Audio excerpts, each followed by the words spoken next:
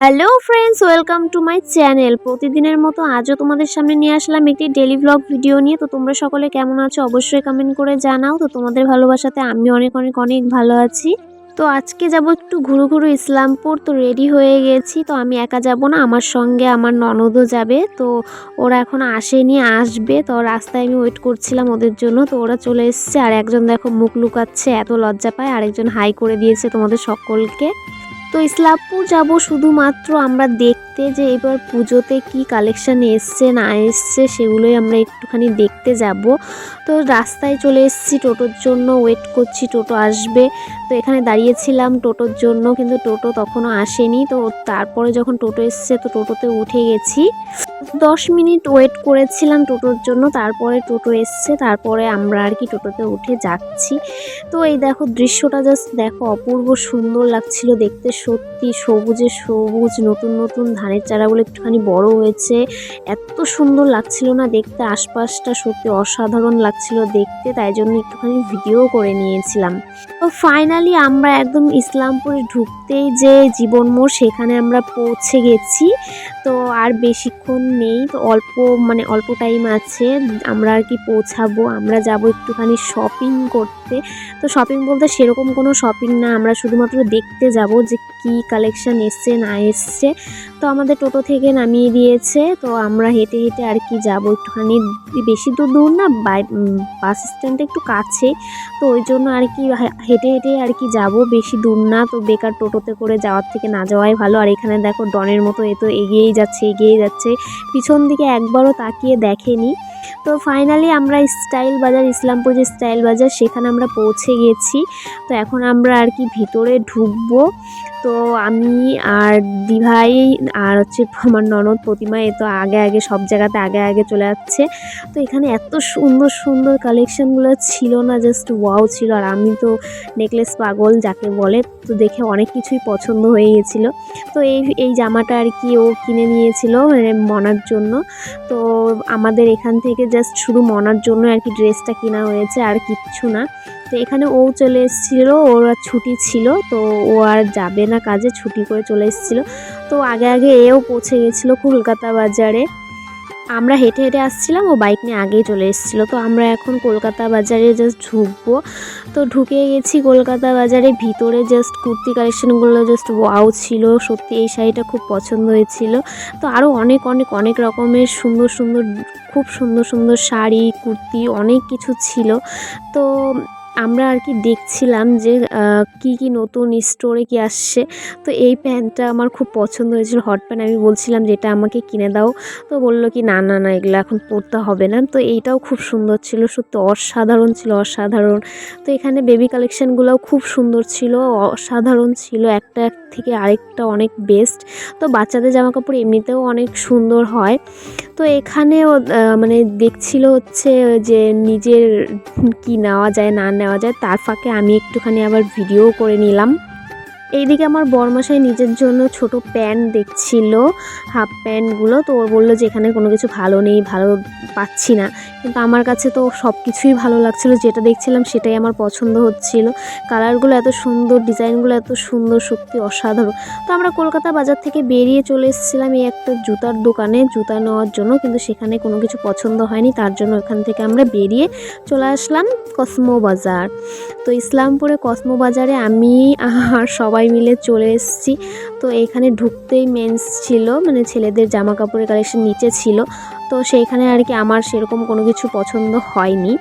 তো যেটা সত্যি কথা, এখানে আমার কোনো কিছুই ওরকম একটা পছন্দ হয়নি।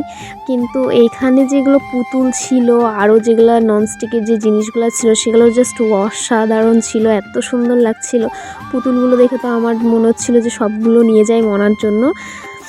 তো এই সাইডটাতেও অনেক কিছু ছিল, আর এই পুতুলটা আমার এত ভালো লেগেছিলো, কালারটা এত সুন্দর ছিল, এত কিউট ছিল। কিন্তু প্রাইসটা অত্যাধিক লেভেলের প্রাইস, মানে কি বলবো। তো এখানে কৌটোগুলো দেখছিলাম, ভাবছিলাম যে নিব, তো সেগুলো নেওয়া হয়নি আর কি। তো চলো উপরে যাই, উপরে গিয়ে দেখি উপরে কি কি আছে, কি কি এসছে নতুন। তো উপরে লেডিস কাউন্টার ছিল, তো লেডিস কাউন্টারে ঢুকে গেছি। তো এখানে এই ড্রেসটাই প্রথমে আমার চোখে পড়েছিল। তো এই ড্রেসটা অসাধারণ সুন্দর ছিল, খুব ভালো লাগছিল দেখতে, কালারটাও খুব মিষ্টি লাগছিল। তো জাস্ট দেখেছিলাম, দেখে ওখানে আবার রেখে দিয়েছি। তারপর নেক্সট এইটা দেখেছিলাম, এটা যে কি বলে সেটা তো আমি জানি না, ড্রেসটার নাম তো বলতে পারবো না, কিন্তু খুব সুন্দর লাগছিল। এই ড্রেসটাও খুব পছন্দ হয়েছিল, কিন্তু ড্রেসটা দূরের থেকেই সুন্দর লাগছিল, ওর সাথে কাছে যখন এসেছিলাম তখন একটু পুরনো পুরনো লাগছিল। তো যাই হোক, তার মধ্যে থেকে আমরা কিছু অল্প স্বল্প কেনাকাটা করে তারপরে আমরা কসমোবাজার থেকে আর কি বেরিয়ে পড়লাম। একে তো সন্ধ্যা হয়ে গেছিলো, তারপরে প্রচণ্ড লেভেলে খিদা পেয়েছিল। তো ওখানে একটা কাউন্টার, মানে ছোট্ট একটা টিকিট কাউন্টার ছিল, তো সেখানে আর কি লাকি ড্র যেটা হয়, তো ওইটা আর কি ওখানে রেখে দিয়ে আসছিলাম। তো ভাবলাম যে দেখি এবার হয় কি না, পাই কি না। তো তারপরে চলে এসলাম আমরা খেতে, কারণ সন্ধ্যা হয়ে গেছিলো আর এত টাইমটা ঘুরেছি, 3-4 ঘন্টা ঘুরেছি, তো খিদে পেয়ে গেছে। তো তারপর আমরা এখানে ড্রিমল্যান্ড সেখানে চলে এসেছিলাম খাওয়া দাওয়া করার জন্য, যেটা বড়টা ইসলামপুর বড়টা ড্রিমল্যান্ড, সেইখানে আমরা এসেছিলাম। তো এখানে দেখো আমার ননদের এত খিদে পেয়েছে যে সে নখগুলো কুটে কুটে খাচ্ছিল। তো অনেকক্ষণ ওয়েট করার পর ফাইনালি খাবার চলে এসছে। এখানে অর্ডার করা হয়েছিল নান আর পনির বাটার মশলা। তো এখানে সবাইকে মানে দিদি আর কি দিল, দুটো করে আর কি সবাইকে দিল। তো এখানে আমার এত খিদা পেয়েছিল সত্যি, আমি তো গপ গপ করে আর কি খেয়ে নিলাম, অনেক তাড়াতাড়ি খেয়ে নিয়েছিলাম। প্রচণ্ড খিদা পেয়েছিল, প্রচণ্ড, আমার না সবারই আর কি। তো সবাই আর কি খাওয়া দাওয়া করছিলাম। তো তখন বললাম, প্রতিমা তুমি একটু তাকাও। ও হেসেই পাগল, ও শুধু ভিডিও করলে পরে হাসি ওর আর থামে না। তো এখানে হচ্ছে বরমশাই খাচ্ছিল, এখানে দিদিভাই খাচ্ছিল, এখানে নন্দমার প্রতিমা খাচ্ছিল, সবাই খাচ্ছিল।